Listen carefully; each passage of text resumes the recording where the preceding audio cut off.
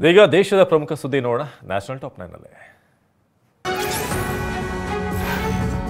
ದೇಶದಲ್ಲಿ ಭಾರಿ ಚರ್ಚೆಗೆ ಕಾರಣವಾಗಿರೋ ಒಂದು ದೇಶ ಒಂದು ಚುನಾವಣೆ ಕುರಿತು ಸದನ ಸಮಿತಿ ಸಭೆ ನಡೆಸಿದೆ. ಈ ಮಸೂದೆ ಕುರಿತು ಜಂಟಿ ಸದನ ಸಮಿತಿಯ ಸಭೆ ಸಂಸತ್ತಿನ ಹಾಲ್ನಲ್ಲಿ ನಡೆದಿದ್ದು, ಪ್ರಿಯಾಂಕಾ ಗಾಂಧಿ ಸೇರಿದಂತೆ ಸರ್ವಪಕ್ಷದ ಸದಸ್ಯರು ಸಾಧಕ ಬಾಧಕಗಳ ಕುರಿತು ಚರ್ಚೆ ನಡೆಸಿದ್ರು. ದೆಹಲಿ ಹೈಕೋರ್ಟ್ ಜಡ್ಜ್ ಮನೆಯಲ್ಲಿ ರಾಶಿ ನೋಟುಗಳು ಪತ್ತೆ ಪ್ರಕರಣದ ಬೆನ್ನಲ್ಲೇ ಭಾರಿ ವಿವಾದ ಎದ್ದಿತ್ತು.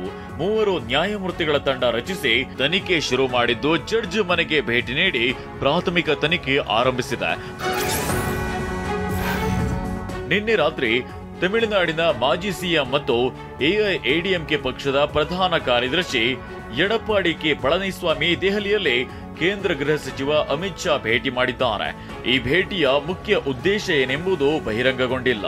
ಆದರೆ ಮುಂದಿನ ವರ್ಷ ತಮಿಳುನಾಡಿನಲ್ಲಿ ನಡೆಯಲಿರುವ ವಿಧಾನಸಭಾ ಚುನಾವಣೆಗೆ ಮತ್ತೆ ಮೈತ್ರಿ ಮಾಡಿಕೊಳ್ಳುವ ಬಗ್ಗೆ ಚರ್ಚೆ ಶುರುವಾಗಿದೆ ಎನ್ನಲಾಗಿದೆ. ಪತಿಯನ್ನೇ ಹಲ್ಲೆಗೈದು 15 ತುಂಡು ಮಾಡಿ ಡ್ರಮ್ನಲ್ಲಿ ತುಂಬಿಸಿಟ್ಟಿದ್ದ ಭೀಕರ ಪ್ರಕರಣ ಮತ್ತಷ್ಟು ಬೆಚ್ಚಿ ಬೀಳಿಸೋ ಕುಕೃತ್ಯ ಬಹಿರಂಗವಾಗಿದೆ. ಪತಿ ಸೌರವ್ ರಾಜ್ಪೂತ್ನನ್ನ ಪತ್ನಿ ಮುಸ್ಕಾನ್ಲೆ ಕತ್ತು ಸೀಳಿ ಹತ್ಯೆ ಮಾಡಿದ್ದಾಳೆ. ಅಮೆರಿಕದವರು ಚಾಟ್ ಜಿಪಿಟಿ ಮತ್ತು ಗ್ರಾಕ್ ಕಂಡುಹಿಡಿದಿದ್ದಾರೆ. ಚೀನಾದವರು ಡೀಪ್ ಸೀಕ್ ಕಂಡುಹಿಡಿದು ಕೃತಕ ಬುದ್ಧಿಮತ್ತೆ ಕ್ಷೇತ್ರದಲ್ಲಿ ಪಾರಮ್ಯ ಸಾಧಿಸುತ್ತಿದ್ದಾರೆ.